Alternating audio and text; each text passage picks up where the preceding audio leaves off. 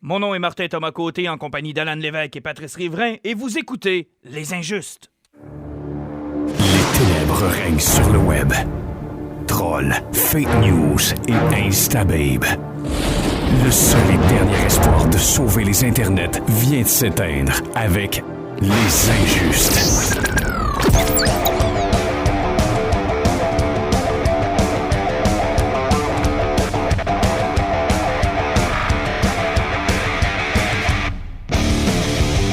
Toujours envie de dire la date, mais j'oublie que dans un podcast, c'est pas nécessairement important de dire la date parce que vous pouvez l'écouter le vendredi, le dimanche, le lundi, le mardi, mais pas le mercredi. Le mercredi, c'est interdit. On n'écoute pas de podcast le mercredi. Pourquoi? Je sais pas, je viens d'inventer ça. Donc si vous êtes le mercredi, vous écoutez un podcast, ça n'a pas d'allure, vous êtes ignoble comme personne. Comment allez-vous, les gars? Ça va bien. Grosse semaine, beaucoup de petits sujets. Ouais, Pat, toi, ça va-tu bien? Ben oui, pas pire. Il fait chaud. Ouais, je t'ai quand même ignoré, pauvre toi. Vraiment, là, c'est que je dois être un gars du mercredi. Hein. Non, mais c'est parce que ton mois d'août est tellement chargé que on se parle pas beaucoup ce temps-ci. Un style mois d'août. C'est quoi, ça a rentré des classes ou... Ça te tente pas d'en parler? Il a abandonné. T'as abandonné. As-tu encore une vie? Peut-être pas. Peut-être pas. Ben oui, on a réussi à aller voir de mecs, ça fait qu'il y a encore une vie. Ouais, vous avez encore fait une sortie sans Martin. Hey, tu nous as encore ignorés, là. Non. J'ai pas été invité, moi, à cette sortie-là. Non, écoute, on te l'a demandé. Oh non, je suis tellement occupé, je suis jet set. Je vais voir des shows, je vais au théâtre, je prends le thé et je me choisis une nouvelle robe. Non, mais j'ai eu un... non, on va chier. Mais j'ai eu un mois d'août chargé aussi, que voulez-vous. Je suis en remplacement dans mon autre emploi, dans mon contre-emploi. Donc, vous comprendrez que les sorties étaient plus rares, mais... là, les gars, tiens, on va commencer par ça. Ça sort de où, ça, tabarnak? De quoi, là? De Meg? C'est basé sur un roman qui est sorti, ça fait très très longtemps, ce roman-là? Oui, l'affaire, c'est que c'est un roman sorti fin 90. Mais c'était pas sur mon radar, pas en tout, ça. Moi, je l'avais lu, ça, cette affaire-là, parce que, bon, je m'étais dit, c'est un roman avec un gros requin géant. Puis, tu sais, on commence à écouter le début du film, puis là, je me dis, hey, je l'ai déjà lu, ça. Mais je comprends pas parce que, tu sais, d'habitude, à chaque début d'année, je regarde un peu ce qui s'en vient dans la saison des blockbusters, puis c'était pas pantoute dans mon horizon. Là, c'est arrivé comme... Ça a commencé à spinner la semaine passée. Je me suis dit, c'est quoi ça? Ouais, c'est parce que t'as dû bloquer Jason Statham de ton Facebook, ça fait que... Ah, OK, parce qu'il pollue pas mal ces temps-ci avec ça. C'est quoi? C'est-tu bon? Ben, OK, c'est un film de requin qui a été réalisé par monsieur que j'avais parlé dans le dernier podcast, monsieur John Turteltaub, le gars qui avait fait Trésor national avec Nicolas Cage. Ça fait qu'il a un certain talent pour diriger des acteurs qui n'ont pas d'émotion. OK, on parle de Jason Statham. Et de Nicolas Cage. Nicolas Cage. Ça fait que t'as un film de requin qui a été tourné. Puis le gros problème, je dirais qu'en partant, quand on allait voir le film, on savait déjà qu'on avait fait ça un mur parce qu'il y avait un principe de base qui est important dans n'importe quel film de requin ou de piranha. Le bout de la plage. Et le bout de la plage, c'est lorsque le monde se font manger, ils se font déchiqueter, et c'est là que tu as du fun puis que c'est drôle. Et il y en a pas dans le film? Ben, ils ont décidé de descendre le film à PG-13 pour essayer de faire du cash. Donc cette scène-là existe? Ben, la scène de la plage A, on voit le requin passer, il tasse 2 bouées puis il s'en va ailleurs. Ouais. Excusez, Pat, je pensais vraiment que t'allais ajouter quelque chose de très concret, autre que « ouais ». Écoutez, là, c'est vraiment un film zéro cerveau. Ben, ça, on s'en doute, là, un Okay. gros requin qui Moi, mange du là, monde. j'étais un fan même des Sharknado pis ces affaires-là. Ben, le Shark Week à Discovery, Shark qui à Week, chaque année attire écoute, beaucoup de monde. J'écoute plein d'affaires de même. Moi, si un requin pogne pas un hélicoptère, je suis déçu. Et puis même dans Ok. Batman 1966, C'est ça, il y a un exactement. requin qui pogne un hélicoptère. Donc, Il a payé Batman. t'sais, Oui. c'est ça. Puis là, t'arrives, là, puis t'as un scénario avec plein de monde. Là. Puis là, tu dis, OK, ouais, il y a un gros casting. Là, Donc, puis, ils vont tous mourir. Puis là, t'attends les morts savoureuses. Oui. Parce que c'est à peu près ça. Là. Mais c'est ça que tu veux. Dans un film comme celui-là, tu veux savoir comment ils ont fait pour tuer ce monde-là. C'est ça que tu veux. Oui, Ouais. mais puis encore là, c'est encore pire. Déjà là, ils ont raconté une histoire pendant 1 heure avant de présenter le mégalodon. Sérieusement, avec des scientifiques qui pour moi, étaient bons de les envoyer dans l'espace, là, dans Prometheus. Ah, OK. Oui. Même Tu sais, genre de scientifique. dans le deuxième Prometheus, là, Ouais. qui sont arrivés sur une planète inconnue, Oui. ils ont fait, on va enlever notre masse, puis on n'analysera pas l'atmosphère, puis ni les spores, on va les respirer. Oui, oui. On va toucher le lac, on va aller se baigner dans l'eau, puis on va toucher toutes les bébites qui sont là. Là, t'as bien principe. Ils descendent un sous-marin dans une crevasse, Le sous-marin se fait attaquer par quelque chose qui est énorme. Et là, t'as la petite fille qui fait comme, je dois aller les sauver, je vais prendre un sous-marin plus petit pour aller les sauver parce qu'on n'a plus de temps. Elle sera pas long. Ils viennent de se faire attaquer, puis ils ont même trouvé le moyen, avant de se faire attaquer par le gros requin, par un calmar géant. Hey, la folle, où c'est que tu t'en vas avec ton petit sous-marin? Mais non, ils voulaient pas croire qu'il y avait un gros monstre. Mais il est-tu hot, au moins, le mégalodon en tant que tel? Ben, le bébé mégalodon est hot. Le gros mégalodon est OK, il y a un fucking bébé. hot. Ah ouais, ben en tout cas, nous autres, on s'est figuré que c'était le bébé. Ouais. Puis j'ai découvert que, tu sais, la nouvelle valeur, c'est le sacrifice ultime. Mhm. C'est-à-dire que tout le monde est prêt à sacrifier pour sauver les autres. Je savais pas ça, moi, dans les films, que tout le monde se sacrifiait tout le temps, puis que ça me dérangeait pas de me sacrifier pour me faire avaler par un requin géant. Parce qu'ils se font pas croquer par un requin géant. Si tu regardes la grosseur du requin, là, ils se font avaler, puis ils vont se noyer dans la bouche du requin avant de se faire digérer. OK, fait qu'il est tellement gros, c'est tellement grand que finalement, il n'y a pas de sang, il n'y a pas de crocure, il n'y a rien. Ben, le plus petit fait 21 mètres de gros. Puis quel deuxième appareil, là, il en bouffe la moitié d'une bouchée. OK, la question que je voulais pas poser, à ce moment-là, est-ce que ça veut dire que le mégalodon dans Jurassic World est plus cool que le mégalodon dans The Meg? Ben, de la façon qu'il a ramassé le T-Rex, c'était fucking awesome. Le Indominus Rex, là? Ouais. Ah, c'était awesome. C'était vraiment Oui, awesome. exactement. Le mégalodon de Jurassic World est plus cool que le Meg. Ben, c'est triste, là. Parce que le mégalodon dans Jurassic World, Fallen Kingdom, quand il ramasse le gars en hélicoptère, c'est gigant. C'est le seul bout de bon du film. Ouais, là. effectivement, il était gigantesque. Puis en plus, le film dirait qu'en partant, là, tu sais où que le film s'en va. Puis tu Ok. sais que tu n'aimeras pas ça. Parce que le film est en collaboration avec la Chine. Ça fait que ça se passe sur les côtes de la Chine. La moitié du casting est chinois. Ils parlent chinois, sérieusement, un quart du film. OK, ça Avec ouais. des sous-titres. Et la petite fille de la scientifique, qui est chinoise, là, est en cosplay tout le long. Tu sais, les espadrilles qui Ah. explosent, les petites oreilles de lapin, puis sa petite chemise avec des ailes d'ange dans le dos. Là. Les filtres Snapchat all the way. Là. Tu sais, exactement. Ça fait que là, tu vois la cassure de le film n'est pas fait pour nous autres, il est fait pour Pour un marché l'outre-mer. autre. Ouais, il est fait pour un autre marché. Oui, en fait, même le film... écoute, c'est fou là, de dire qu'un film de requin, c'est un film pour la famille. Là. Mais ça, c'est triste. Parce que, dans le fond, là, c'est ce que j'entends là, c'est tout le contraire de ce qu'on a eu comme critique pour Rampage. Parce que Rampage a livré exactement ce qu'on voulait. Effectivement, pas plus. Puis Rampage était un peu raide même pour les enfants. Puis sérieusement, on est allé voir le vendredi après-midi, il était à 1h40. Mhm. Il y avait pas loin d'une vingtaine d'enfants en bas de 10 ans qui étaient en place. Donc, ça attire des jeunes. Ben effectivement, mais sauf que ça a pris au-dessus d'une heure avant qu'on voie le requin, que je pense que les flots ont fait, ils ont couru partout puis ils n'ont pas écouté le film. Mais c'est normal. Mais il n'y avait pas d'intérêt. Tu sais, c'est à peu près comme qu'il y avait sorti le Hulk de Ang Lee, où tu rentrais dans la salle puis c'était plein d'enfants parce qu'ils disaient « Ah, c'est Hulk! » Puis finalement, c'était un drame psychologique, là. Être ou ne pas être, telle est la question. Être ou ne pas être en colère. ou Ouais, je sais c'est pas ça trop qui quoi, était mais mauvais. tu sais, c'est ça, c'est que là, tous les flots couraient partout parce que personne n'a compris ce qui se passait. là. Exactement. Mais c'est que là, on a eu le même clash parce que le film était tourné pour les enfants, puis il n'y avait pas de Ouais, mais monstre attends un peu, dedans. là. Je t'arrête, Alan. Tu sais, il y a deux façons de voir ça. Si tu veux avoir des enfants, ce type de film-là, il y a deux façons de faire. Soit tu y vas avec l'artillerie lourde, c'est-à-dire ce que Rampage a fait, par exemple, ou il faut que ce soit un fucking bon film comme le premier Jurassic Park où t'as pas de dinosaures avant quasiment 40 minutes. Là.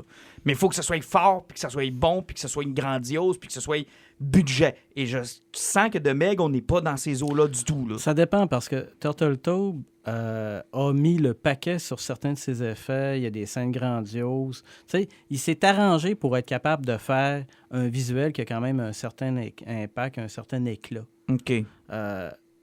Le film, bon, tu sais, tu as dit un critère. Non, il n'est pas bon, le film. Là. C'est ouch, ouille, secours, Pif, paf, pouf. Tu sais, on a oublié notre cerveau en rentrant dans la salle. Puis en Mais même en s'assoyant, là. l'oubliant, c'était pas Même bon en pareil. oubliant. Tu sais, l'affaire, c'est que c'est n'importe quoi, le scénario. Tu sais, Jason Statham, là, c'est un gars qui a un choc post-traumatique. C'est supposément un alcoolique, mais tout le monde est prêt à le pardonner. Puis le gars oublie même la totalité de ses problèmes quand il est rendu en bas. Tu sais, il a eu peur un peu, il est descendu, puis là, tout d'un coup, Christy... On lui a donné des problèmes juste pour lui donner des c'est ça. problèmes. Mais l'affaire, c'est que c'était pas compliqué. Tu sais, étant un ancien véritable plongeur, ils ont décidé d'exploiter ses qualités, de faire que, tu sais, c'est le Ok. prochain Aquaman, le gars. Ouais, oui, boy. Oui, effectivement. Puis, tu sais, parlant du fait que c'est le prochain Aquaman, puis aussi que c'était Jason Statham, c'est que quand ils sont arrivés, là, c'est sûr qu'on a shooté plein de spoilers, puis on va en shooter encore, là, oui. parce qu'il n'y a aucun danger là-dessus, là. Parce que si vous étiez pour voir le film, vous l'avez déjà vu. De la façon qu'ils combat le requin à la fin, là, c'est parce qu'ils ont essayé avec des bombes puis des missiles qu'ils avaient fait homemade. Mais il n'y a rien qui a marché. Ça fait que Jason Statham a décidé de faire le sacrifice ultime en faisant comme « Ne m'attendez pas, je reviendrai pas, puis je vais tout vous sauver. » Sauf qu'il prend son sous-marin qui est comme un petit peu magané du côté parce que le requin l'a mordu. Il fait une passe de drift à la Fast and Furious, ouvre le ventre du requin. Le requin réussit à virer de bord, manger son sous-marin, éclater sa cabine. Jason Statham, il sort, il pogne un harpon. Et il va tuer le requin à main nue. Excusez. Ouais, il nage vers le requin, il rentre le harpon dans l'œil, tel un Ahab de ce grand monde. Et là, le requin panique parce qu'il y a un harpon dans l'œil. Il saute dans les airs, puis pendant qu'il est sorti de l'eau, Jason Statham se plante les pieds dans le côté. Il lui renfonce le harpon jusque dans le cerveau et les deux tombent dans l'eau. Puis une fois qu'ils sont tombés dans l'eau, t'as Jason Statham qui flotte les bras ouverts à la Jésus avec son respirateur. Et là, tu as 300 requins qui sont attirés par le sang, qui passent de chaque côté de lui. Ils vont manger le gros requin. Exactement comme dans la séquence d'Aquaman. Mais c'est donc ben... C'est Aquaman Gay. Statham. C'est donc ben gay. C'était tellement laid. Urk. Mais quelle mauvaise fin. Mais le monde dans la salle, c'était-tu juste vous autres qui étaient tough? Ben, ou ça dépend. Parce que, tu sais, on avait un autre personnage, nous autres, pendant qu'on écoutait le film. OK, vous aviez un plus.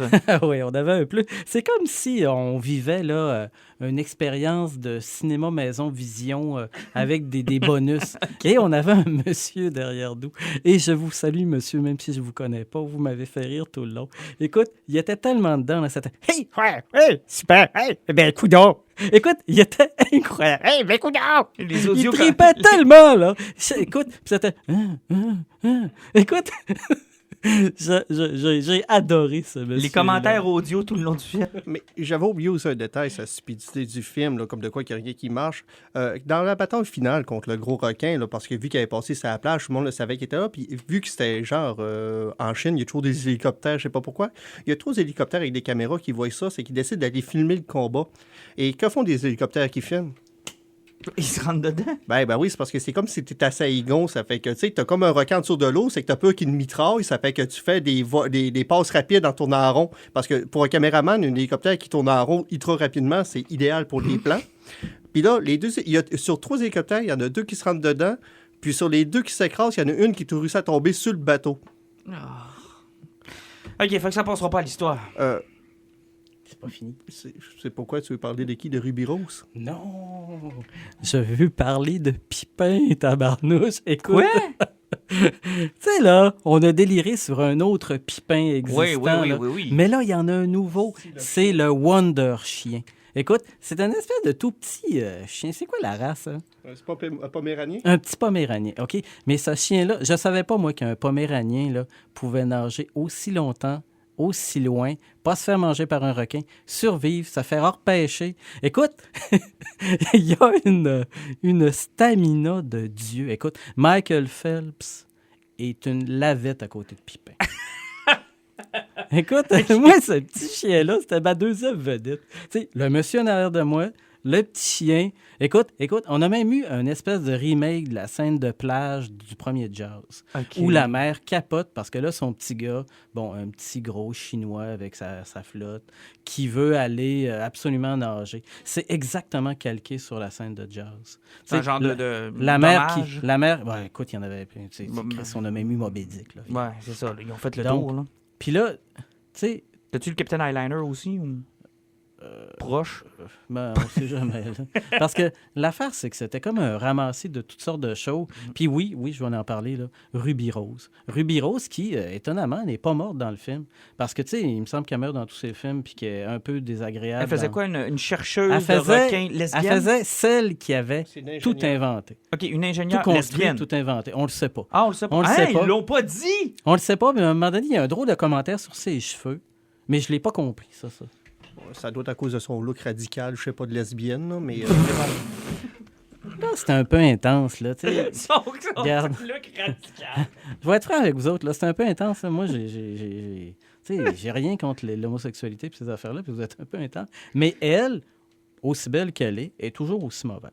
Et elle a survécu. Ben, elle a toujours ses cheveux, peu importe le film que tu vas voir, elle a toujours à peu près... Elle va y changer la couleur, mais elle va toujours avoir la même coupe de cheveux. C'est pour ça que j'ai que c'est sa coupe radicale. Ah, là. OK, ça Parce coupe que, tu sais, que radical. tu prennes un Resident Evil, que tu vas prendre dans John Wick 2, ou bien tu vas prendre dans ces films-là, c'est juste que dans John Wick, elle était blonde, mais là, elle était noire, mais c'est exactement la même coiffure. Puis Même mec, affaire. elle a sauté dans l'eau, puis la séquence d'après, en bateau, elle avait réussi à se recoiffer exactement comme elle était avant. Pareil. Je sais pas où est-ce qu'elle a pas y puis c'est pour ça qu'il y a un gars qui a fait une joke là-dessus. Pour moi, c'est elle qui a fait une crise parce qu'elle voulait pas être décoiffée, puis ils ont été obligés de la recoiffer, c'est qu'on décide de faire une joke là-dessus. Mais pour qu'on s'en souvienne, parce qu'on l'a pas catché, la joke, je sais pas qu'est-ce qu'il y avait, ses cheveux. Mais tu sais, pour que le scénariste dise « Ouais, Ruby, t'es belle, là. T'as pas de talent, on va parler de tes cheveux. » Va falloir en faire une parce que les gens vont ça. remarquer qu'il se On passe va de quoi. parler de tes Fait cheveux. qu'on va être obligé d'y faire au moins référence. On n'aura pas le choix. Mais tu sais, on va donner quand même le mérite du fait que les foutus films de requins, ça pogne toujours autant. Ils pensaient faire un flop avec 20 millions en fin de semaine, puis ils ont coté le 44 millions. Ouais. C'est hallucinant, ça, là. Mais il faut dire qu'ils n'ont pas Puis grand compétition. hein. en Chine, ben, il y avait encore quand même Mission Impossible qui était Ouais, mais là là, un ça peu, fait mais il y a 3 ça, semaines, sauf là. que, tu sais, quand tu as une prédiction de 20 puis tu fais 44, là, hein, c'est quand même 210% Mais là, plus. là. t'as Slenderman qui occupe la slot de Hit. Visiblement, ça a l'air d'être un bon timing pour les films d'horreur. Ouais, est-ce que Slenderman a été coté à 12% puis il a fait quoi, 6 millions en fin de semaine, ou même pas 12? C'est ridicule quand il a planté. Là. Ah, c'est tough, ça. Moi, je trouve ça triste parce que j'aurais voulu le voir, ça. J'aurais vraiment aimé ça le voir aussi, mais puis tu sais, rappelez-vous comment Hit avait fait une surprise dans cette slot-là bien précise de l'année où on se disait c'est pratiquement impossible de faire un Parce hit. qu'il y avait, dans cette trame-là, il y avait d'excellentes sorties. On n'a pas eu Dans la brume non plus, Chris. Non, Puis, effectivement. tu sais, Slenderman, puis là, tu sais, nous autres, on s'est rabattus sur une affaire de requin parce que moi, je suis un fan fini. Mhm. Puis là, bon, écoute, tu sais, ça l'a même pas assouvi ma soif De requin. de crocs. De requin. Ouais, de valeur. Tu vas être obligé de te retaper de vieilles affaires. Ben, tu sais, il y a déjà. Il y a Jazz, tu te retaperas de Jazz. Hey, on a parlé de Ruby Rose. Elle fait l'actualité 2 fois plutôt qu'une.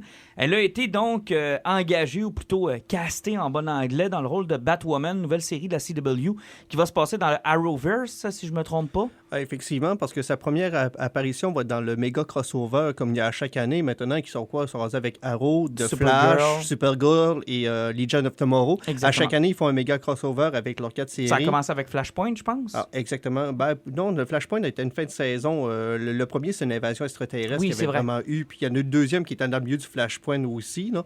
Mais sauf que là, dans le méga crossover qu'il va y avoir, ils vont incorporer Batwoman. Puis à partir de là, ils ont décidé de signer une série parce que... on a souvent parlé, ça fait partie d'un créneau que les studios ont besoin d'avoir, d'intégrer des personnages LGBT, puis les promouvoir parce que... Oh, mais je pense que ça va au-delà de ça. Oui, Je ça pense va, que ça va de là, mais Je pense que ça va dans la volonté de CW d'avoir des séries de jeunes filles. ben, de jeunes filles aussi. Puis, tu sais, parce que tu dis ça, là, hein, il faut jamais oublier que dans Supergirl, là, la sœur de Supergirl, la première saison, était clairement hétérosexuelle. Dans la deuxième saison, elle est devenue homosexuelle. Je sais pas, j'ai pas suivi. Mais tu sais, c'est pour ça que je te dis, c'est souvent c'est pour un créneau là, qui ont besoin de ça. Mais sauf que, tu sais, puis en plus, ça fait longtemps qu'ils essaient d'incorporer Batman, puis ils sont pas capables. Non, parce que dans les séries de la CW, comme dans le temps de Smallville, comme dans le temps de Ils Green n'ont Arrow, pas le et droit autres, sur les héros. ils les font pas. Puis de toute façon, ils ont du succès avec des B-sides. Pourquoi ils iraient perdre de l'argent à faire des E-sides comme Batman, Superman, qui sont normalement réservés au grand écran, là, on va se le dire, là. Ben, effectivement, ça fait que là, ils vont avoir enfin, d'une certaine façon, un Batman qui est moins connu aussi. Ça fait qu'ils vont avoir beaucoup plus de Mais latitude. Cathy Kane est lesbienne dans Ben, je le sais. comic. Oui, tout le monde le sait. C'est un des premiers héros avoués lesbiennes. Ça fait une dizaine d'années, là. Exactement. Ils sont pas, c'était pas dans la grosse mouvance qu'on connaît depuis quelques années. Ils ont été bien avant de ça, là. Tu sais, c'est un personnage intéressant qui a quand même un côté assez charismatique, puis qu'à chaque fois qu'on entendait parler de elle, tu sais, c'était toujours un peu, là, un peu inattendu, etc. Mais moi, j'ai un problème avec les séries de DC à la télé, avec le casting. Écoute, j'ai commencé à écouter Krypton, là. Fuck, le personnage principal, il est bien mauvais. Puis là, on parlait, je m'en fous, là, ceux qui l'aiment, là, mais elle n'a pas vraiment un grand talent à part son charisme, Ruby Rose. Est-ce qu'elle est capable de tenir le front d'une série avec quelqu'un qui va avoir assez de scénario, un bon rythme d'action pour essayer de faire dire de quoi d'intelligent ce personnage-là. J'ai hâte de voir, mais tu sais, moi j'aimais beaucoup dans cet univers-là la Batgirl de Cassandra Cain. Tu te rappelles de ça? Ouais. La Batgirl ninja qui parlait pas beaucoup, qui était vraiment insane, qui était cool. Puis quand ils ont perdu ce personnage-là, c'est là qu'est apparue la fameuse Batwoman dans le 52, quand il y avait le comic après Infinite Crisis. Ouais. Infinity Crisis, il y avait eu l'espèce de One Year Later, puis il y avait eu l'année complète de comics. C'était là-dedans que Batwoman était apparue. Puis c'était un genre de personnage de Batgirl mélangé à Cassandra Cain, mélangé à Ronnie Montoya, mélangé à... Il y avait comme mélangé plein de caractéristiques de personnages. Puis ça en faisait un personnage, honnêtement, que je trouve quand même intéressant. Oui. C'est pas un mauvais personnage. Oui, puis tu sais, c'est comme Patrice disait que, tu sais, Ruby Rose, c'est pas une bonne actrice, mais faut jamais oublier que sur une série TV, que tu roules à 20-24 épisodes par année, là, hein, souvent, tu as le temps de travailler le personnage puis évoluer. Le meilleur exemple qu'on peut donner, c'est Stephen Amell. Il réécoute les 12 premiers épisodes de Arrow, là, puis le gars, il est bloqué des muscles de ses épaules, puis il est pas capable de bouger, puis il n'a aucune émotion. Mm-hmm. Puis si tu regardes le gars qui est rendu aujourd'hui... Moi, mais en même temps, c'est une série de fillettes, j'écoute pas ça. Moi. Non, mais c'est vrai, c'est un public d'ados. C'est des séries d'ados, honnêtement. Là, ça ne m'attire pas, mais pas pantoute. Je vais préférer leur ligne d'animation à leur ligne de live action. Je comprends que c'est ultra populaire, là, mais on dirait que ça s'adresse pas à moi. Là. Personnellement, regarde, je n'ai même pas écouté les dernières années de ces shows-là parce que il y a encore le problème, justement, que je sais pas pourquoi. Là, dans chacune de ces séries-là, il faut toujours qu'ils poussent l'espèce de caractère secondaire féminin pour qu'il devienne le personnage principal de la série puis qu'ils prennent le contrôle sur tout ce qui existe. C'est comme dans la dernière année de Flash, Iris, qui est une reporter, prenait la tête de l'équipe de Starlab. Elle est entourée de ultra-scientifiques qui sont capables de faire des calculs quantiques dans leur tête, là, pour avoir des plans de mongols, mais c'est elle qui renait le show. Rendu là, c'est pourquoi, comme tu dis, c'est pour répondre à un certain... Ben, c'est son public cible. C'est son public cible, exactement. C'est la même raison pour laquelle Robin est apparu dans Batman. Oui. Parce que personne ne se reconnaissait dans Batman. Et là, dès que tu dépasses les 3 premières saisons, ben, tu embarques dans ce créneau-là, puis là, tu es dans une boucle, tu n'es plus capable de t'en sortir. Puis ce qui est intéressant aussi dans le casting de Ruby Rose, c'est qu'elle a été obligée de fermer son Facebook. Et ça, c'est hallucinant, là. Écoute, on sait que Batwoman, c'est un personnage qui est LGBT, donc elle est lesbienne. Ruby Rose est lesbienne. Mais là, on l'a attaqué sur le fait qu'elle n'était pas assez lesbienne. Honnêtement, moi, depuis la semaine passée, j'étais sur les réseaux sociaux, puis je sais à quel point que le monde la ramassait parce que c'est une mauvaise actrice. Aujourd'hui, je pogne mon Facebook, je vois une nouvelle, hey, elle vient de fermer son Twitter. Je fais comme, elle s'est fait ramasser à ce point-là parce qu'elle n'était pas bonne. J'ouvre l'article. La communauté LGBT l'a ramassée parce qu'elle n'est pas assez ouvertement lesbienne. Et Ruby Rose de répondre, ben, je suis sorti du placard à 12 ans, qu'est-ce que tu voulais que je fasse de plus? Mais qu'est-ce que tu voulais que, à part le crier puis se teindre les cheveux en arc-en-ciel, elle peut pas faire grand-chose de plus, là. Mais ça, c'est hallucinant, là, dans le casting. Il y a même du monde qui pensait qu'elle ne l'était pas. Puis qui ont dit, le personnage est lesbienne, ça prend une lesbienne. Puis là, on retombera pas dans le gros débat Canada, ça prend des Autochtones pour faire des Autochtones, ça prend des Noirs pour faire des Noirs, des Blancs pour faire des Blancs, puis bon. Mais IMDb ont un site plus une application. Oui. C'est écrit dans son profil. Je sais, mais c'était fourrette sur les médias sociaux, là. Alors qu'on pourrait penser que, justement, elle se serait fait attaquer pour ses performances d'actrice, ils l'ont attaquée parce qu'elle trouvait pas assez lesbienne. En ce moment, là, si vous remarquez, là... il n'y a plus de cohésion. Les groupes ne se tiennent plus entre eux autres. Et si on prend juste là, la grosse folie qui se passe à Washington en ce moment, là, même les suprémacistes blancs ne s'entendent plus entre eux autres. Ils ne veulent pas être associés entre eux autres. Quand tu dis que même des extrémistes fous ne veulent plus être associés ensemble, que tu arrives que même des gens qui sont d'une même culture veulent... Non, toi, tu n'es pas assez ça. Ou bien des gens qui... On reprend le débat sur l'appropriation culturelle. On dirait que plus personne s'endure. Ah, c'est horrible. Il c'est n'y a plus intolérable. personne qui accepte de dire pourquoi est-ce qu'on ne collabore pas. Non, tu ne peux pas collaborer. Tu dois absolument garder comment est-ce que les fans de Star Wars se sont entre-déchirés. Non, c'est fourette, ça aussi. Puis, tu sais, garder comment est-ce qu'en ce moment, un même studio se déchire sur des tweets outrageux qui ont duré, qui datent de 10 ans. On parle avec de James l'histoire Gunn. de James Gunn. En ce moment, il n'y a plus personne qui s'endure. En fait, c'est qu'on a découvert que le pouvoir des médias sociaux est tellement fort que ça a donné à certaines minorités, à certaines opinions minoritaires, une force disproportionnée. Et c'est surtout ça le problème, parce que quand on se parle entre nous autres, puis les gens qui nous écoutent, puis on va avoir des débats où je vais parler avec des gens, tout le monde trouve que ça n'a pas d'allure. Mais ces groupes-là sont tellement importants, sont tellement, des fois même violents, dans la façon qu'ils ont de réclamer leurs points, de réclamer leur affaire, que les studios deviennent frileux, là. Mais c'est le problème souvent avec ce genre de groupe-là. Souvent, là, ils n'ont pas juste des armées d'avocats. C'est qu'ils ont des groupes de médias sociaux qui sont proactifs. Ah, c'est là-dessus. meilleur que les avocats. Je dirais même que c'est plus important que leurs avocats. C'est parce que le problème avec n'importe quel débat, là, hein, tu vas toujours avoir la grande majorité qui va faire « Ah, OK, c'est ça ». Puis tu ne sens pas besoin de t'exprimer plus. Mais là, tu as la gang qui sent le besoin, puis tu as l'impression qu'ils donnent le pouls. Parce que si tu passes une nouvelle, puis tu te ramasses 2500 commentaires, puis ces 2500, il y en a 2400 qui vont dans la même lignée, tu vas penser que tout le monde est que comme tout ça. le monde est comme ça. Mais en réalité, c'est 2500 personnes sur 7 milliards de personnes. Que les autres ont juste pas pris le soin de dire ben parfait, moi c'est le cast qui me va bien, puis c'est correct, puis c'est génial. On a vu des élections qui ont viré tout croche à cause de ce genre de truc-là. Exactement. Tu sais, c'est le besoin absolu d'un 1% parfois de crier à l'injustice, mais ils sont tellement forts au niveau de la publicité puis des réseaux sociaux que ce 1%-là devient parfois le 100%. Mais soyons clairs, là, si ça avait été une actrice, tout comme dans l'histoire de Scarlett Johansson, là, Ouais. qui voulait jouer une transgenre puis qui a été obligée de Ça aussi, reculer c'est triste. parce que ça prenait une transgenre. Là. Tu sais, garde, oui, j'ai chienné Ruby Rose, là, mais de là à se faire attaquer de même, ça n'a pas de rapport. Si on avait- Son orientation sexuelle aurait jamais dû être mise en ligne de compte. Ben, exactement. Ça n'a pas de crise de rapport. Et c'est là que je m'en vais. Si on avait casté une actrice qui était hétérosexuelle pour le rôle de Batwoman, moi, tant et aussi longtemps que le personnage de Batwoman demeure LGBT, moi, dans ma tête, c'est ça l'important. Maintenant, si Ruby Rose n'est reléguée qu'au rôle de lesbienne, c'est juste ridicule. Là. Elle pourrait jouer une hétérosexuelle comme elle pourrait jouer une lesbienne. Pourquoi ça prenait une actrice lesbienne pour jouer une lesbienne? Moi, ça, là, c'est le bout. Tu sais, dans l'art du prétendre, parce que c'est ça l'acting, là, l'art de prétendre, pourquoi ça prend... Tu sais, je veux dire, pourquoi ça prend absolument... C'est pas des nains qui ont joué les Hobbits, là, je vous rassure tout de suite. Là. C'est pourquoi ça prend absolument... Oh, je m'excuse, t'aurais eu un rôle, Pat, désolé. Mais pourquoi ça prend absolument une lesbienne pour jouer une lesbienne?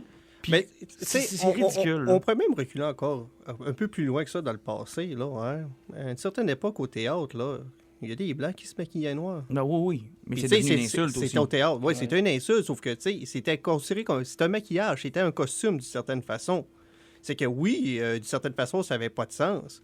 Mais sauf que, tu sais, c'est du théâtre. T'es là pour prendre la peau de quelqu'un d'autre. Tu sais, c'est la définition de même. C'est que même au niveau de l'acting, t'es là pour prendre le corps de quelqu'un d'autre puis de jouer une autre personne. Ça Par fait contre- que tes croyances, tu sais, n'importe quel film religieux ou fanatique, puis tu sais, n'importe qui a fait un film de guerre, c'est pas un super militaire. Puis, Par contre, tu as le débat inverse. Moi, qu'on soit obligé de prendre une lesbienne pour jouer une lesbienne, ça m'énerve. Qu'on soit obligé de prendre un noir pour jouer un noir, ça m'énerve. Qu'on soit obligé de prendre un asiatique pour jouer un asiatique, etc., etc., etc. Tant mieux s'ils sont capables de le faire, c'est-à-dire de marier compétences et besoins pour le rôle. Mais tu as le débat inverse où pourquoi James Bond faudrait-il qu'il soit absolument blanc? Oui. Dans le débat de Idris Elba, qui avait des rumeurs autour de sa candidature pour devenir le prochain James Bond. Puis lui, il alimente les rumeurs en ce moment. Absolument. Mais moi j'attends juste le backlash si jamais c'est lui qui l'a le Mais rôle. honnêtement, là, Regarde, écoutez, S'il les peut gens la- sont il va fous, être- Colin. mais il va être bon. Moi, je l'adore, Idriss Mais Elba, il va- puis je le veux comme... écoute, Il regardez, serait un James Bond écœurant. regarde, Idriss Elba comme James Bond, là, pour moi, là, c'est aussi génial que l'actrice qui a été castée pour faire le dernier Docteur Who et que les gens là, bâchent la Oui. pauvre fille. Ma gang de sacrements, arrêtez de penser que vous avez raison, puis que c'est une injustice, puis que ça peut pas être ça, puis ça. Mangez de la merde. Mais dans ce cas-là, tu vois, c'est complètement l'inverse. Moi, James Bond, dans ma tête, il y a des critères qui doivent être respectés. Il est britannique. C'est un homme, puis il aime les femmes. Pour le reste, là, fuck all! Faites ce que vous voulez. Si l'acteur est bon, c'est lui qui s'apprend. Puis Idriss Elba, j'espère juste qu'il le casse pas parce qu'ils veulent un noir pour faire James Bond, pour faire de la promotion. J'espère qu'il le casse parce qu'il est fucking bon. Point. Comme je t'ai dit, il sera pas assez noir de toute façon, ça fera pas. Mais le plus gros problème que s'il casse, là, c'est que ça va être possiblement l'acteur le plus vieux qui vont casser faire un James Bond, c'est que sur le long terme, ça fait mal. Parce que rendu au deuxième film, il va être déjà rendu à 60 ans. là. Ouais, là, il y a ça qui peut être difficile, mais en même temps, on a vu Tom Cruise qui se débrouille quand même assez bien dans Mission Impossible. Puis Ouais. Daniel Craig, en passant, était pas très jeune, là. Ben, il était au début de la quarantaine, il était pas au début de la cinquantaine. Non, quand même. Mais il peut pas obligé d'en faire 8 des films, là. Moi, je te dis juste que Idris... Moi, c'est sûr que mon choix, ça demeurait Tom Hiddleston, qui est un acteur que j'adore, dans le rôle de Loki, il a fait un pas de géant. Je l'aime beaucoup dans tous les films. Même dans Kong, Skull Island, j'ai trouvé écœurant. J'aurais aimé le voir en James Bond. Mais Idris Elba, c'est vraiment pas une mauvaise idée. Sérieusement, c'est pas une mauvaise idée. Ben, c'est pas une mauvaise idée, c'est juste qu'il faut pas que tu le prennes pour relancer comme une série de films comme tu as fait avec Daniel Craig. C'est impossible. Tu le prends pour... Deux. Tu sais, tu as une idée pour 2 films, ça va bien aller.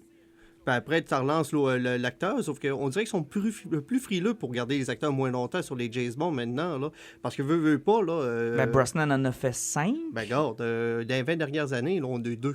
Oui, effectivement. Puis là, Craig, ils l'ont supplié à genoux. Ils voulaient s'ouvrir les veines plutôt que d'en faire un autre, puis il a réussi à en faire un autre pareil. Ouais, mais ça, c'était le problème des studios, parce qu'ils étaient comme dans le marre pour lancer leur prochain film, puis ils savaient que s'ils gardaient pas le même casting, ça allait possiblement tomber. Là. Moi, j'aurais plus de problèmes à voir James Bond se faire transformer en femme avec Janet Bond que de voir un James Bond d'une ethnie différente. Ça serait pas Janet Bond, ça serait Jane Bond. Jane, ouais. Puis, Janet, Jane. Tu sais, regarde, on est en 2018, c'est supposé être, on est supposé être rendu avec un monde d'ouverture d'esprit, mais on n'a jamais vu autant d'étroitesse en ce moment. Tu sais, ça n'a pas de rapport. Moi, là, je m'en fous que ça soit un noir, je m'en fous que ça soit une femme.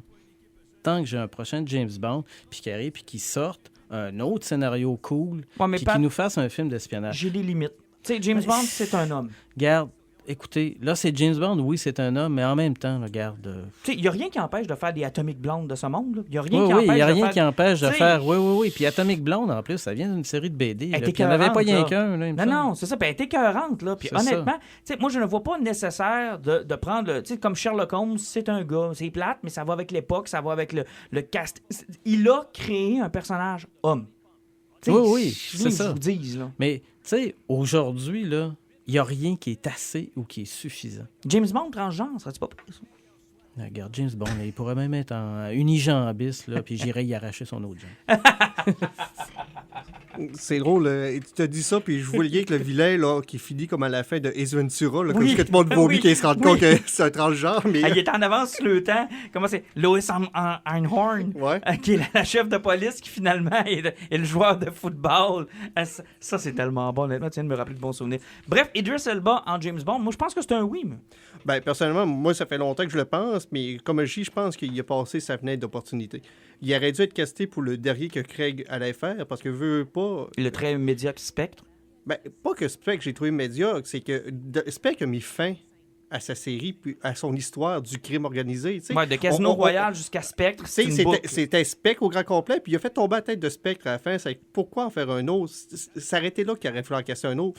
Puis le film aurait pu sortir il y a 1 an et demi s'il avait arrêté de niaiser par rapport à ça. Puis là, Idris Elba, ça aurait bien fait parce qu'il aurait pu sortir un deuxième film avant d'avoir 55 ans. Et puis on reste dans le casting. Tu me dis qu'à 55 ans, c'est tough pour jouer peut-être le James Bond. Que dire de Patrick Stewart qui approche les 70, là? Qui revient dans le rôle du capitaine Jean-Luc Picard. Ça, c'est quelque chose, là. Rien n'est impossible. Ben, tout dépend. S'il a le même rôle que Kirk dans le premier film de Patrick Stewart, ça t'offrira pas longtemps. Ouais. Dans Star Trek Génération. Ouais, il va être pogné dans le Nexus, il va battre triper, puis finalement, il va mourir en quelques secondes écrasé par une passerelle. Tu sais, de toutes les morts possibles pour James T. Kirk, écrasé par une passerelle demeure la mort la plus épaisse possible. Ben, il fallait quelque chose qui passe dessus pour le tuer quand même. Non, je comprends, mais je veux dire, quand t'as survécu à autant de cataclysmes... innocent. Quand t'as vécu... innocent. Elle était très bonne, là, écoute. Je sais, c'est une belle petite balle courbe. Au moins, là, tu sais, il aurait pu mourir avec, je sais pas moi, une belle extraterrestre. Tout simplement, au lit. Au lit, en sachant que, bon, je sais pas moi, la planète allait exploser. Ouais, ça aurait été digne de Kirk. Mais mort sur une passerelle, tu sais, une passerelle qui te tombe dessus, c'est un peu cheap. Mais il a sauvé le Nexus, puis la réalité. Il y avait ça de bon. Mais n'empêche que Patrick Stewart a annoncé lors de la dernière convention de Star Trek qu'il allait revenir dans une série sur CBS All Access. On sait que, merci Star Trek Discovery pour CBS All Access, ça a sauvé le service. Et on sent que là, ça va probablement devenir un canal All Star Trek. Là. C'est ça que ça va prendre pour survivre. Moi, ça me fait triper. Moi, tant que j'ai plein de trucs de Star Trek, parce que je suis un Trekkie, puis c'est ça, je m'assume. Moi, tant que j'ai différentes séries de Star Trek que je suivais simultanément dans le temps, moi, j'ai pas de problème avec ça. On a suivi Voyagers puis Deep Space Nine en simultané pendant quelques années, si ma mémoire est bonne. Et après ça, tu sais, bon, vous autres, vous crachez dessus, mais Enterprise, il y avait quand même plein de bons côtés dessus. Regarde. C'est l'enfer, comment est-ce qu'il est. Martin, t'es de mauvaise foi. Puis dire que j'aime pas la vie. Mais Enterprise, man. Ah, fuck. Même les producteurs étaient d'accord avec moi. Ah, franchement, c'est pas vrai. Écoute, l'espèce de truc temporel, là, c'est un événement important dans l'histoire de Star Trek. C'était génial. Ouais. Bon, regarde ça. Mais l'affaire, c'est qu'il faut quand même que tu avoues une chose, Martin. Oui. C'est parce que tu n'as pas compris l'histoire. Ça, c'est bas, c'est en bas de la ceinture. Ça, c'est pas très gentil. Mais en passant, merci à Discovery. Puis là, cette série-là, si je comprends bien, ça va être Jean-Luc Picard en CHSLD. Ben, je sais pas vraiment, là, mais Ben, c'est sûr qu'il va... Picard où ce qui est rendu, là. C'est sûr qu'il va être sur sa chaise du capitaine, là, puis Non, il sera plus capitaine, là. oublie l'équipe scientifique alentour, là. C'est une équipe de médecins qui se Ah oui, surveille, mais là. là, Il est en fin de vie, puis... Ils vont répéter ce qu'ils ont fait dans les premiers films de Star Trek. Je pense que ça va être un amiral. Ah oui. Puis il va s'ennuyer de sa chaise de capitaine. Check bien si on n'utilisera pas la même tangente qu'on a utilisée dans Star Trek 1, 2, 3, 4, 5, là, les premiers avec Kirk, où il est amiral.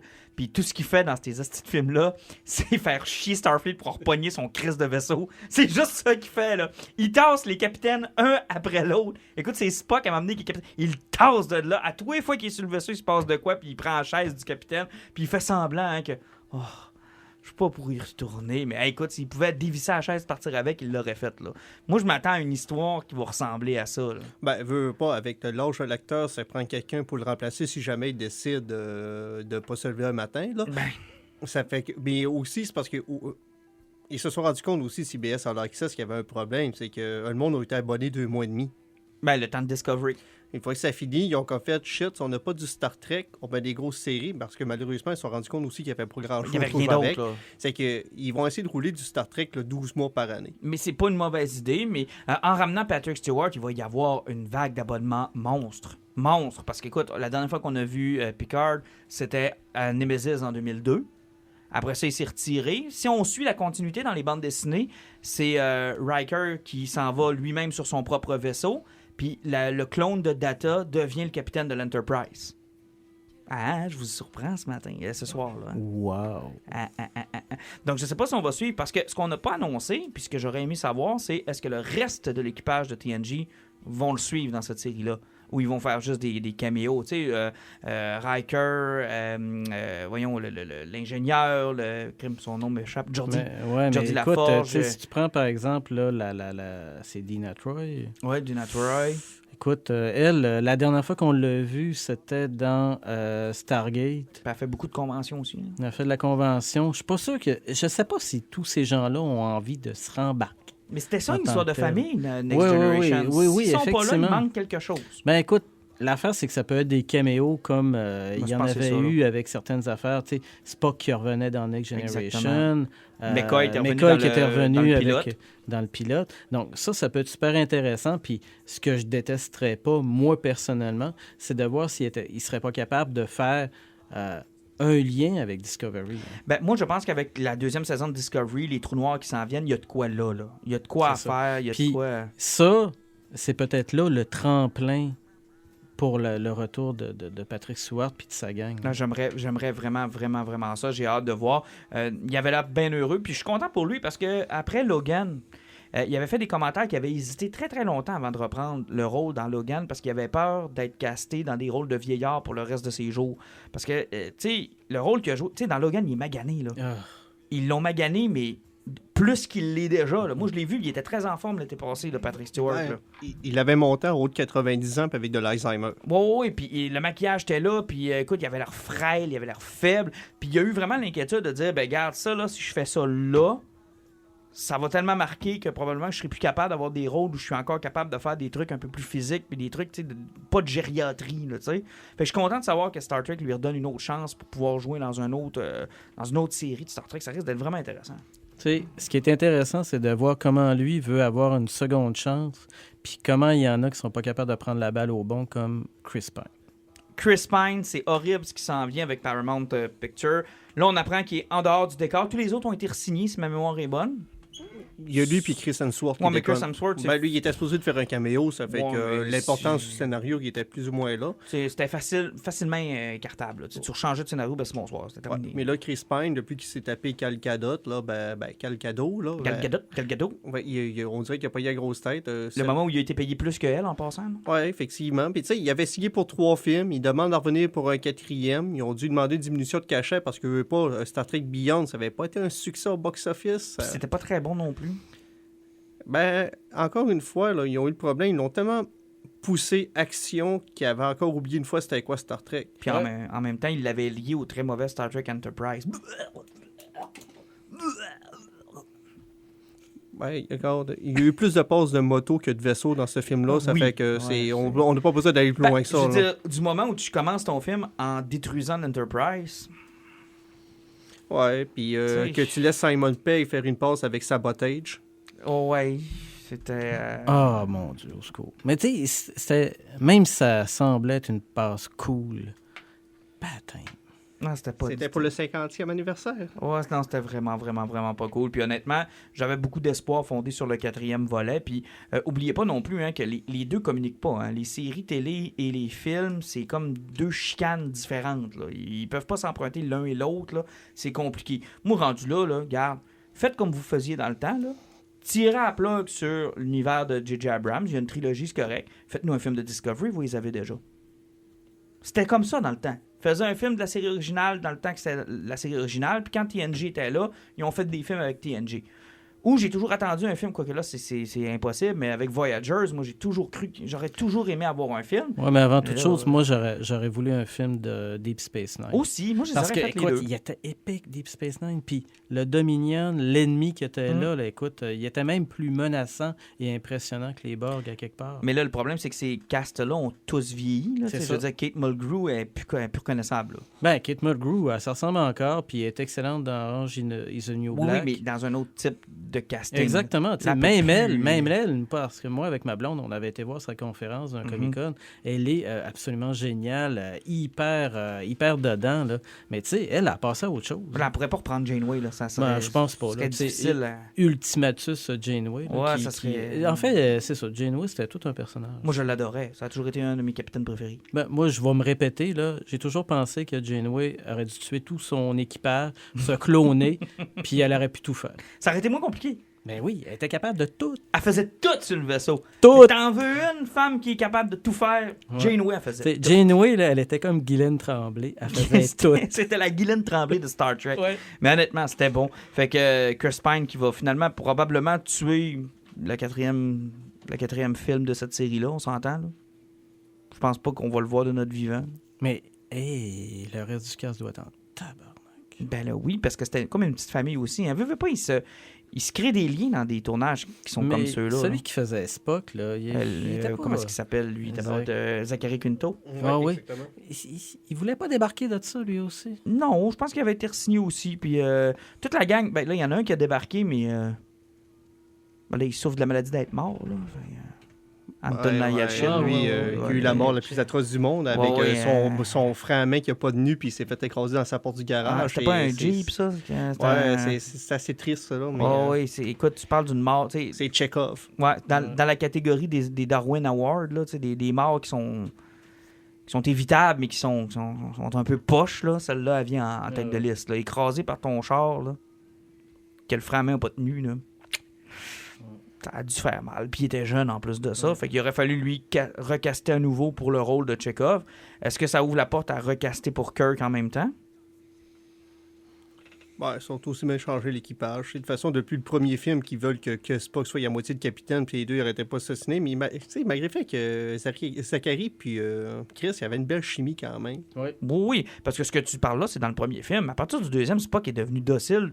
D'ailleurs, ça ne nous a jamais été expliqué, hein, mais dans Into Darkness, Spock a l'air d'avoir moins d'instructions puis moins de compétences que Kirk, alors que c'est tout à fait le contraire dans le premier. Tu sais, quand on parlait de la grosse tête de Chris Pine, est-ce que ça a influencé le fait... Tu sais, on se souviendra tous de la guerre d'Halle Berry qui avait pas assez de lignes de dialogue dans X-Men. Est-ce qu'il est arrivé une affaire de même? Puis c'est pour ça qu'ils ont tassé un peu plus Quinto. Ben, c'est arrivé avec les originaux. William Shatner et Leonard Nimoy. Ouais. Et ils se faisaient des guerres de qui recevait le plus de courriers. C'était pas une blague, là. C'est comme une guerre d'ego. Fait que je sais pas si c'était vraiment si une Happy Family que ça. Puis tu sais, avec, comment qu'elle s'appelle, la belle... Zoé Saldana. Zoé Saldana. Oh mon Dieu. Donc, bon, imaginons-là. Donc, tu sais, elle, avec sa carrière chez Marvel, Elle a plus besoin de... pas sûr Elle a qu'elle plus besoin de ça. n'a pas vraiment besoin de Star Trek non plus. En passant, c'est Infinity War mardi. Hein. Moi, je sais. J'ai tellement hâte. Ouais. J'ai tellement hâte de le réécouter. Moi aussi. Puis de me le taper en gros HD sur ma TV, 58 pouces, oui. Hey, gars, Fallait ça que je me faisait, vende. Ouais, grosse tête. Tu l'avais pas vu en IMAX? Oui, mais sur ma TV, ça va être cool aussi parce que quand je m'approche, ça fait comme si j'étais à IMAX. Ça brûle mes yeux tranquillement, pas vite, mais c'est pas grave. Ça vaut la peine. Fait que je vais aller le chercher mardi. Hey, je regarde notre liste de trucs. On parle beaucoup de cinéma depuis le début du podcast. Bon, on va continuer un peu, mais on va mélanger les comics avec ça. DC Animated Series, ça fait quoi? Ça fait 10 ans au-dessus là, qu'on a de 2 à 3 films par année de l'univers DC en comics. Ben, oui, effectivement, ça fait quand même très longtemps. Mais d'ailleurs, il n'y avait pas sorti le coffret du 10e anniversaire dernièrement. Exactement, puis il est superbe en passant. Si vous l'avez vu, là, c'est vraiment un beau coffret. Mais un peu comme quand ils ont sorti le coffret de James Bond, ils l'ont sorti au moment où que j'ai fini de toutes les avoir. Fait que ça rend mon expérience un peu caduque. Je me débarrasserai pas de mes films pour le revoir. T'sais. Ouais, mais t'as acheté Star Wars 44 fois. 7 fois.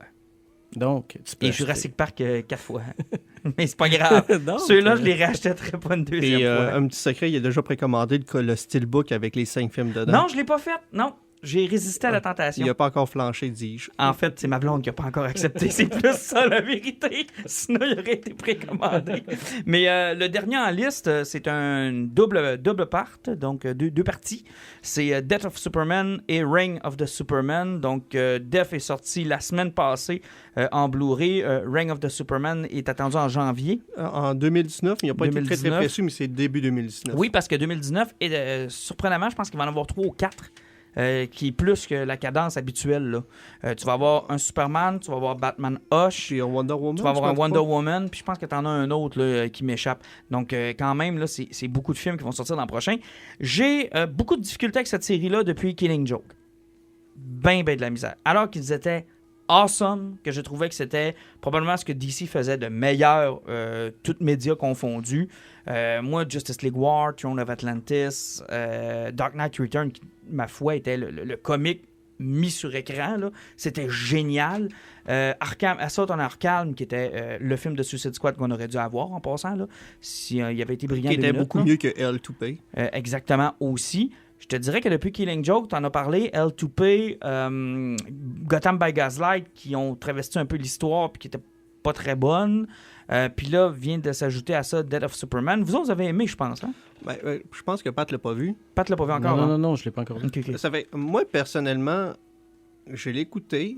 L'histoire de la mort de Superman, c'est quelque chose que j'aime beaucoup chez DC. Ça dirait qu'en partant, j'avais hâte d'avoir une adaptation qui était peut-être un peu plus proche de ce qu'on avait lu. Ben, c'était un des problèmes que j'avais. Moi, c'est parce que c'est la 28e fois que je le vois. Là.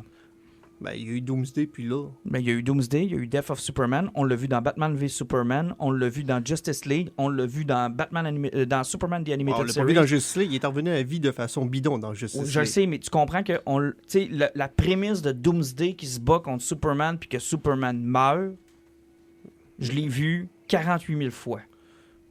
Ben, sauf que, regarde, tu l'as dit, c'est un two-part. Ils n'ont jamais fait le Reign of Superman.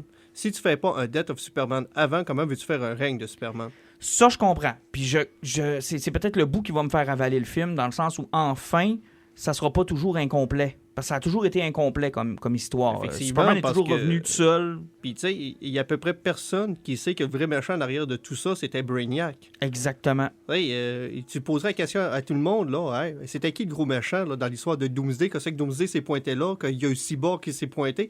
Ben, c'était le plan de Brainiac depuis le début. Ben là, tu viens de gâcher le film pour tous ceux qui le savaient pas pour l'an prochain. Merci, Alan. Ça fait 30 ans que la BD est sortie à peu près, tout le monde le savait. Ouais, mais c'est pas grave. Non, Mais il y a je- des gens qui le savaient pas, j'en suis convaincu. Ah, mais c'est pas Tu grave, viens de là. leur gâcher ça. N'empêche que j'ai trouvé que le film était... d'abord, c'était du déjà vu, j'étais tanné.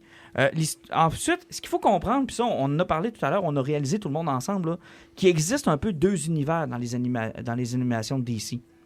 T'as ceux qui sont ce qu'on pourrait appeler stand-alone, Exemple, Assault on Arkham, Dark Knight Returns, on a eu New Frontier, on a eu All-Star Superman, on a eu Justice League Gods and Monsters, Justice League Doom. C'est des films qui sont sur eux-mêmes. Il y avait eu ça de Wonder Woman aussi, sa Wonder Première Guerre Woman, mondiale, je me trompe pas. exactement. Puis t'en as 2 sur Green Lantern aussi, First Flight, puis l'autre c'était Emerald Knight. Donc tu sais, c'était des films qui étaient basés sur eux-mêmes. Donc tu pouvais les écouter, il n'y avait pas de problème, il n'y avait pas de continuité.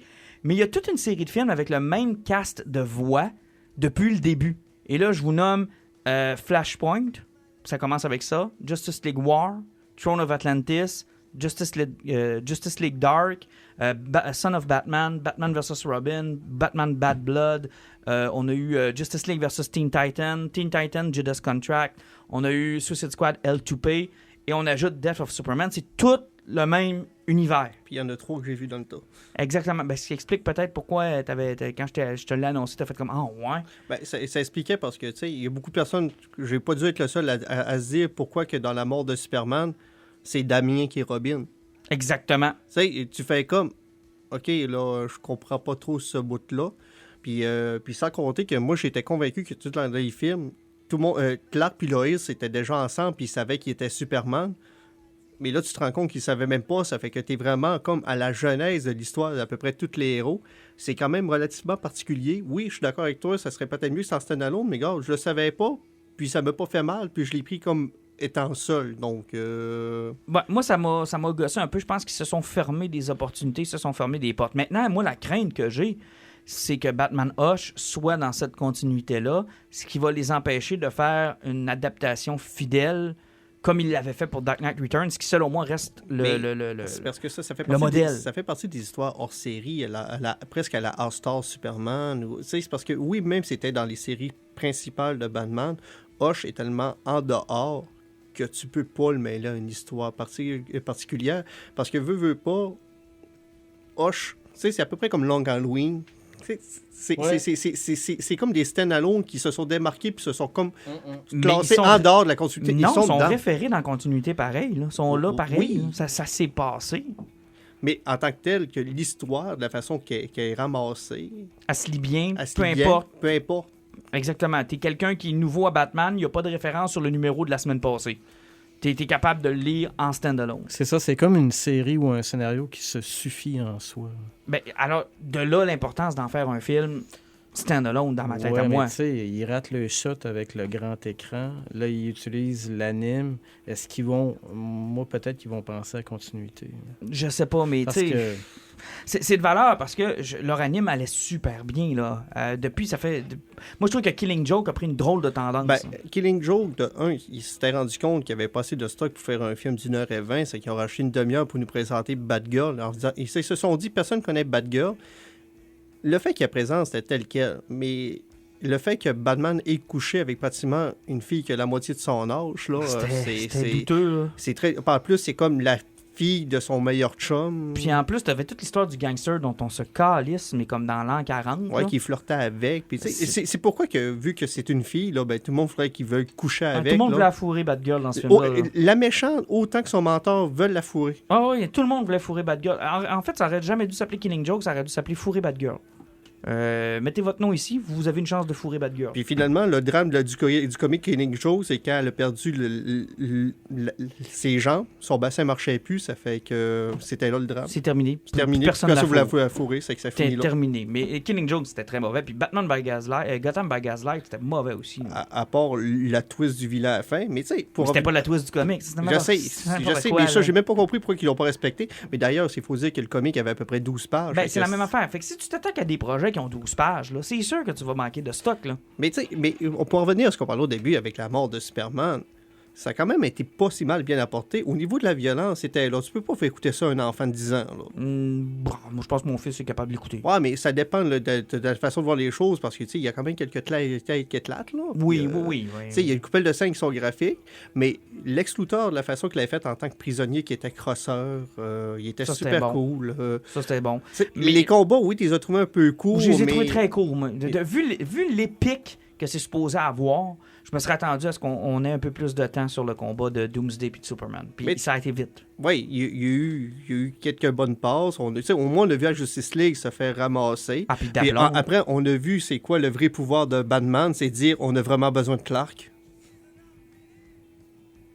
Je vais laisser un silence ici volontaire. C'est la seule chose que Batman a dit à peu près dans le film. Batman aurait pu tuer Doomsday à lui seul, mais il a fait une faveur à Superman. Il lui a laissé le spotlight. Mais inquiétez-vous pas que normalement Batman aurait pu le clencher de ça. Fais-nous pas dire ce que tu veux pas qu'on dise. Quoi? Fuck Batman. Hey! C'est réservé aux petits fifs de Teen Titans, ça. T'as pas le droit de dire ça. Mais c'est pas grave. La bataille était quand même correcte. Il y a eu un bon cliffhanger. Il y a eu une belle mort pour Superman. Ça a été bien respecté. Mais rien n'empêche que je pense que le plus haut du film, c'est qu'il est arrivé dans le générique. Puis à chaque 10 secondes de générique, il présentait les Superman. Ouais. Le Superboy qui sort, le Cyborg qui se pointe, Les l'Éradicateur qui se pointe. Puis tu sais, surtout l'Éradicateur, là, ça j'ai trouvé ça particulier. L'Éradicateur lève la forteresse de la solitude. C'est que Superman n'avait pas encore sa forteresse de la solitude. Non. C'est Pas dans cette continuité-là. Pas dans cette continuité, ça fait que l'Éradicateur est vraiment devenu un gardien du knowledge de Krypton, puis c'est lui qui a levé la forteresse. Exactement. Parce que puis ça explique ce que je te disais tout à l'heure. C'est vraiment une continuité à part. Ils sont obligés de faire des bons. Là. Comme l'histoire de Clark et de Lois qui doivent savoir que l'un et l'autre, là, c'est pour ça qu'ils l'ont joué vite dans ce film-là. Ils n'ont pas le choix. T'sais, s'ils veulent garder la tension que Lois a perdu Clark, ils n'ont pas le choix de les faire connecter rapidement dans le film. Puis ils ont perdu beaucoup de temps avec ça. De là, la décision d'inclure ça dans la continuité, je trouvais ça un peu lourd. Mais c'est correct, ils ont pris ce choix-là. Maintenant, on va attendre de voir l'autre. C'est pas grave, même si le combat était cool. C'était le fun quand même de voir que Superman, il a vraiment passé un mauvais quart d'heure. Mais il essayait toujours de sauver la face qu'Eloïs était là. On faisait comme, il n'y a pas de problème, je veux toujours m'enlever. Il est à côté de l'hélicoptère, il tombe à terre. Ça fait comme, tout est sous contrôle. Mais non, t'es Superman, tu viens de tomber à terre. Si il n'y a plus de bout, ça va pas bien. Ça marche plus. Hey, en terminant, parce que je regarde le temps puis ça file, je sais qu'on va faire nos poisons. Peut-être juste avant, Exercice de Frank Miller, tu voulais nous en parler parce que tu as mis une belle photo sur notre groupe de tes jambes poilues. Ensuite de ça, j'ai vu que c'était des comics d'Exercice qui étaient en dessous. J'avais mis cette photo-là juste pour toi. Ouais, ça m'a moustillé un peu. T'es chanceux, les comics cachaient le reste.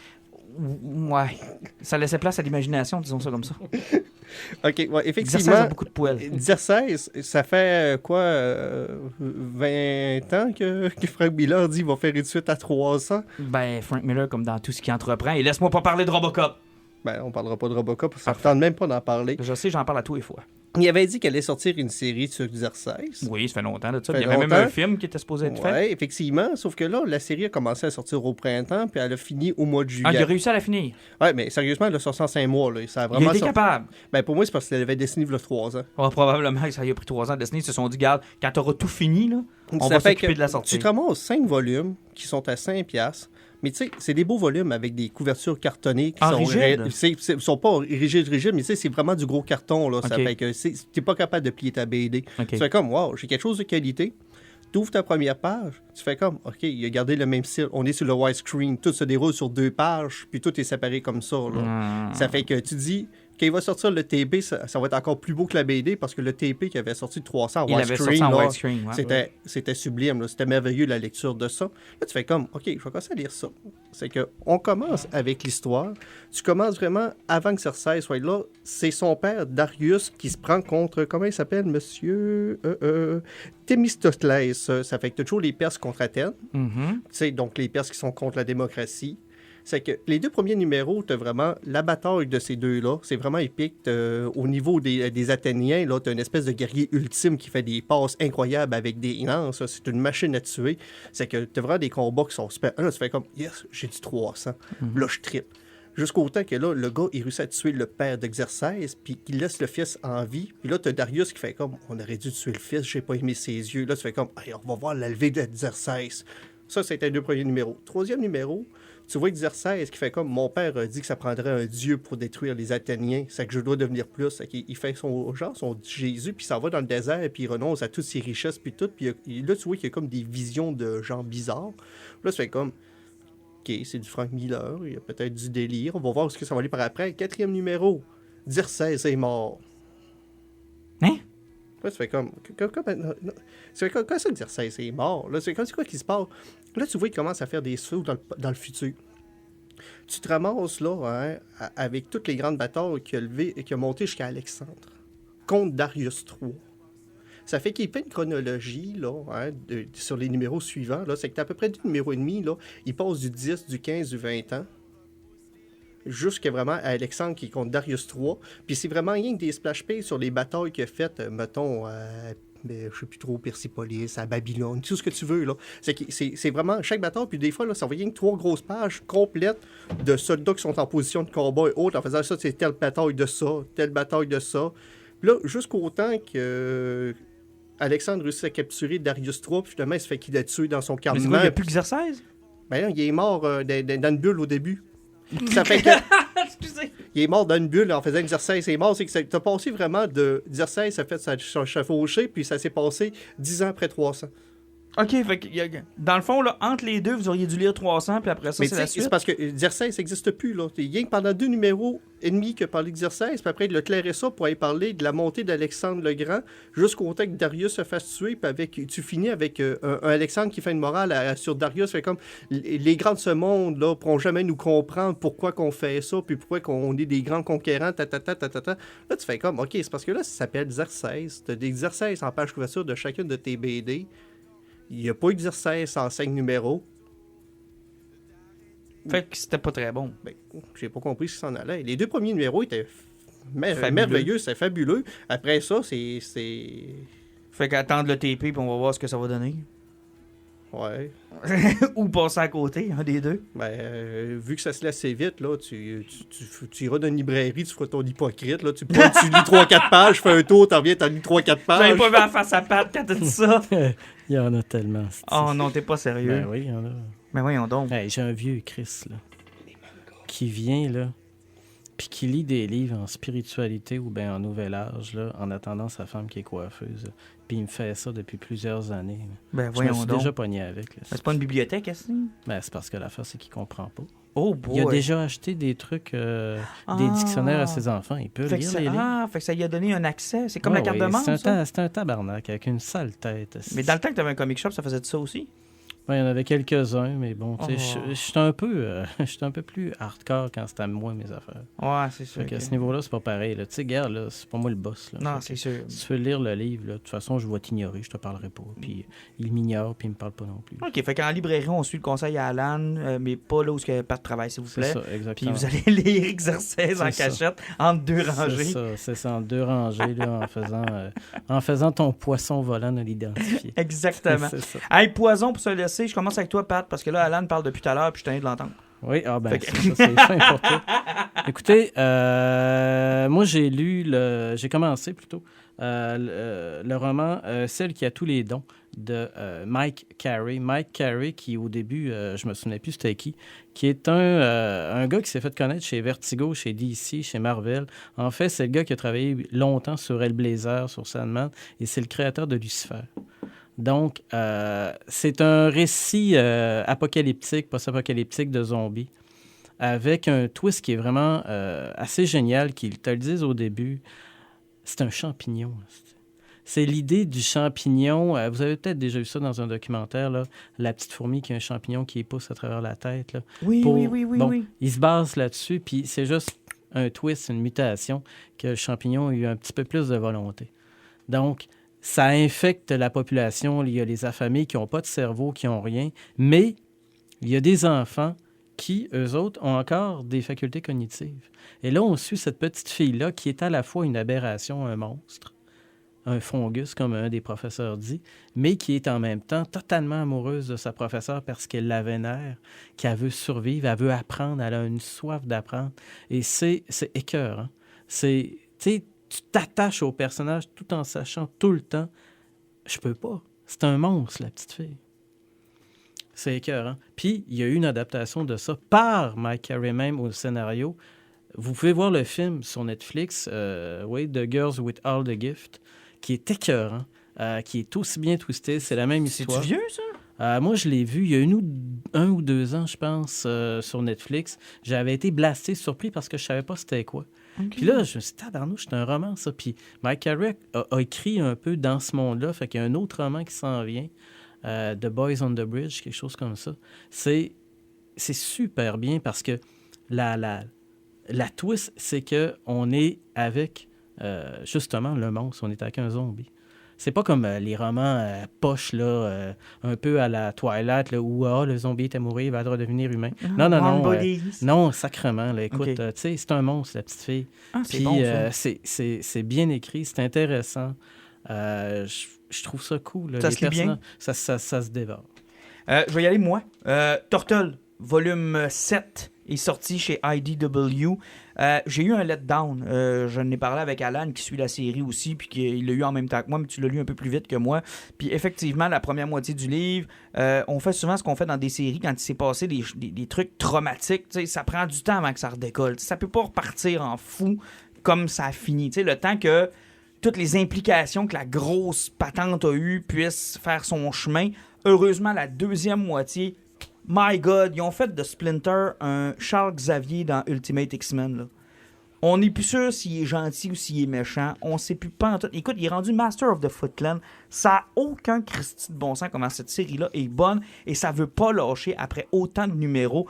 Je sais pas s'il y a des gens qui nous écoutent qui suivent encore la ongoing puis qui sont probablement rendus plus loin que nous autres, si c'est encore aussi bon. Mais sérieusement, c'est très prometteur. Et là, on voit les différents spin-offs qui peuvent sortir de là. Nous, grâce au volume, on a toutes les séries qui sont disponibles.